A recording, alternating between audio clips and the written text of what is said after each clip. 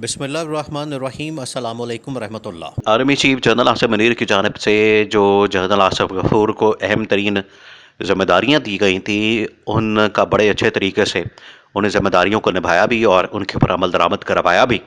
और पाकिस्तान के अंदर जो दो तीन बड़े बड़े मसले थे, उनका कला कमा करने में, उनका सतबाब करने में, उनको रोकने में जनरल आसिफ मुनीर की विजन और इंस्ट्रक्शन के मुताबिक जनरल आसिफ गफूर ने काम करके उनको रोका। अब ये बहुत बड़ी कामयाबी थी। इसी वजह से जनरल आसिफ गफूर को एक और अहम तरीन जिम्मेदारी दी गई और उनको NDU का सरबराह लगा दिया। क्या देखिए, पाकिस्तान की जो मौजूदा सूरत हाल है, जिसके अंदर अब इलेक्शन बिल्कुल सर पर आके खड़े हो गए हैं। इलेक्शन अब सिर्फ और सिर्फ एक महीने की दूरी पर हैं और इलेक्शन 8 फरवरी 2024 को होने हैं। तो उसके लिए जो पाकिस्तान के अंदर एक सियासी इस्तेहकाम या सियासी माहौल की जो फ़ज़ा बनानी है, और साथ ही साथ जो पाकिस्तान के अंदर सिक्योरिटी की जो सूरत हाल बनानी है, वो बड़ी ही अहमियत की हामिल है। अब इसमें हो क्या रहा है, पाकिस्तान के अंदर अमन व अमान की सूरत हाल को बार बार क्वेश्चन किया जा रहा है। ये बहुत अहम तरीन मामला है, इसको आपने समझना है। देखिए, इलेक्शन से मुतल्लिक और इलेक्शन को रोकने से मुतल्लिक कभी एक दफ़ा नहीं, 3 दफ़ा करारदादें सेनेट के अंदर पेश की जा चुकी हैं। एक दफ़ा नहीं, 2 दफ़ा नहीं, 3 दफ़ा। 3 दफ़ा सेनेट के अंदर करारदाद पेश की गई है कि इलेक्शन को रोका जाए। अब करारदाद क्यों पेश की जाती है? देखिए, इमरान खान पहले दिन से ये बात कर रहा है कि पाकिस्तान के जितने मसाइल हैं, पाकिस्तान के अंदर जितने बहरान हैं, पाकिस्तान के अंदर जो जो भी इशू सर उठा चुका है, या पाकिस्तान के अंदर जो चैलेंजेस हैं, उनका हल आपको सिर्फ और सिर्फ अवाम की अदालत से मिलेगा। अवाम की अदालत से मुराद के इलेक्शन है।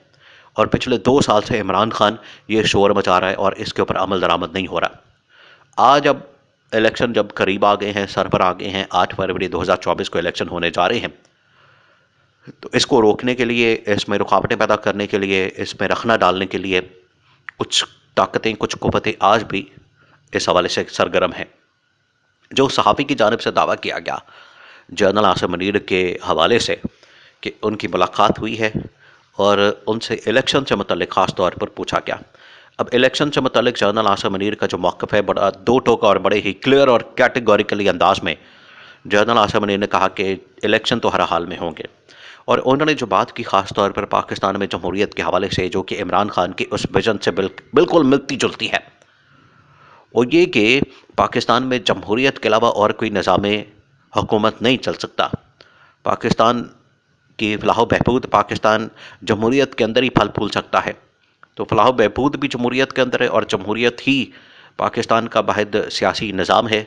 उसी के मुताबिक ही पाकिस्तान को आगे लेकर जाना है।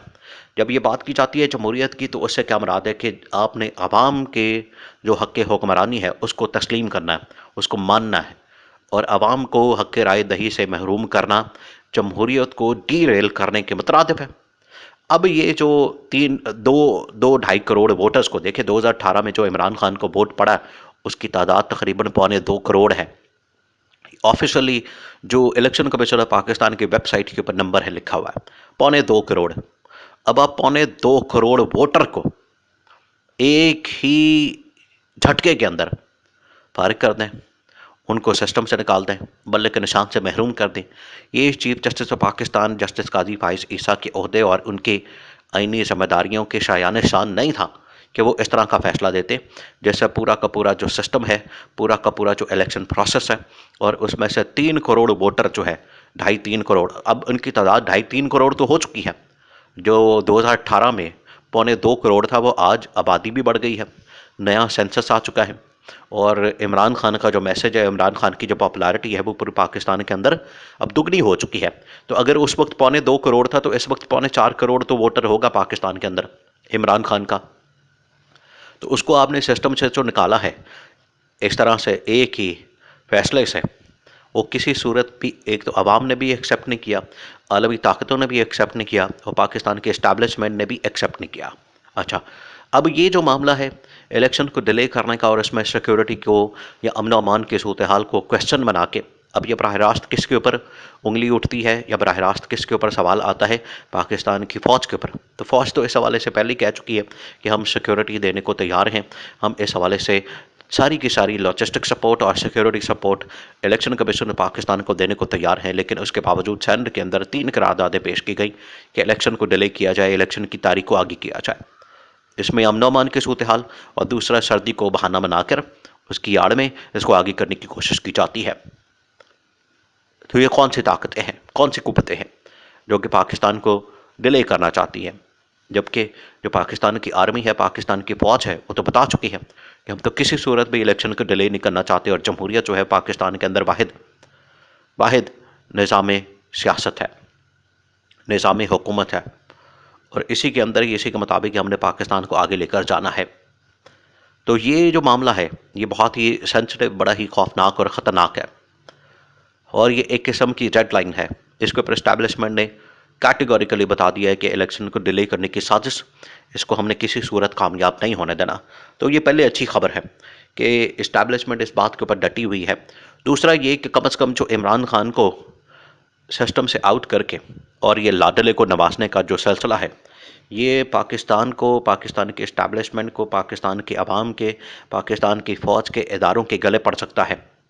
क्योंकि इसमें जो नवाज शरीफ है, नवाज शरीफ एक मरतबा उसको इक़्तिदार मिल गया, एक मरतबा वो वज़ीर आज़म बन गया, तो फिर उसके बाद इसको हटाना, इसको निकालना, इसको इससे अपनी पाकिस्तान के मफाद के मुताबिक फ़ैसले करवाना, फिर इससे बड़ा मुश्किल हो जाना है। इसको हमेशा अपनी जायदाद, अपनी धन दौलत और अपनी ही केसों की फ़िक्र होती है। तो ये पहले पुराने केसेस को माफ़ करवाएगा सारे के सारे, जो कुछ पेंडिंग हैं भी, जिनसे ये ख़तरा महसूस करता है। हालांकि कुछ केसेस तो क्लियर हो गए हैं, लेकिन इसके बावजूद वो इन केसेस को ख़तरा महसूस करता है। नवाज शरीफ उनको क्लियर करने की कोशिश करेगा, और क्लियर करवा के अपना और अपना पूरा ख़ानदान क्लियर करवाएगा, जिसके अंदर शहबाज शरीफ, मरीम नवाज़, हमजा शहबाज, इसाक डार, और मरीम नवाज़ को पंजाब की वज़ीर आला, नवाज शरीफ खुद वज़ीर आज़म, या नवाज शरीफ खुद सदर और शहबाज शरीफ को वज़ीर आज़म। तो इस तरह का कुछ मॉडल बनाने की कोशिश कर रहे हैं, और उसी में ये भाग दौड़ लगी हुई है, और ये चाहते हैं कि इमरान खान कम अज़ कम इनके मुकाबले में किसी हल्के में खड़ा ना हो। आज इमरान खान बल्ले के निशान से तो महरूम हो गया है, लेकिन इसके बावजूद इमरान खान की जानिब से जो प्लान सी है वो अभी भी टेबल पर मौजूद है, और उसके मुताबिक इमरान खान ने पूरे पाकिस्तान के अंदर इलेक्शन में जाना है, लड़ना है, और अपने कैंडिडेट्स को कह दिया, अपने उम्मीदवारों को कह दिया कि आपने इसी हल्के में, आपने उसी हल्के से, उसी इंतखाबी निशान के ऊपर भरपूर कैंपेन करके आवाम को ये बताना है, मैसेज देना है, ताकि उनको ये बावर करवाया जा सके कि पाकिस्तान के अंदर पीटीआई आज भी ज़िंदा है, और आपने वो ताकत, उनकी वोट की ताकत से पाकिस्तान के हालात को बदलना है। यही इस वक्त जिम्मेदारी establishment, top military command, general Asim Munir और जनरल आसिफ गफूर की हालात व वाक़यात के मुताबिक बन चुकी है।